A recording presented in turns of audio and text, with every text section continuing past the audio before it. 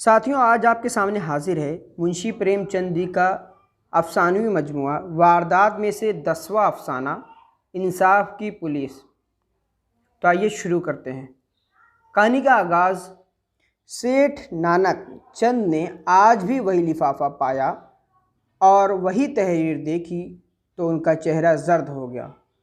کہانی کا خلاصہ: سیٹھ نانک چند ایک نہایت مذہبی اور مخلص انسان ہیں۔ روزانہ دھمکی بھرا خط آتا ہے جس میں 25,000 روپے رامیشور مندر کے سامنے درخت کے نیچے رکھ دینے کا مطالبہ ہوتا ہے۔ اس کی بیوی کا نام قیصر ہے جو پڑھنا لکھنا نہیں جانتی ہے۔ دونوں لاولد ہیں۔ ڈاکو لوگ بھیس بدل کر شہر میں گھوم رہے ہیں۔ ڈاکو سے مراد پولیس ہے۔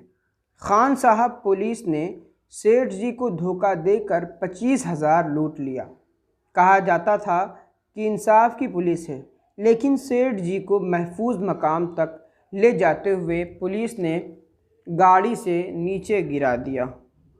قابل ذکر کردار سیٹھ نانک چند، ان کی بیوی قیصر۔ اگر آپ کو ویڈیو اچھی لگی تو لائک، شیئر اور سبسکرائب کرنا نہ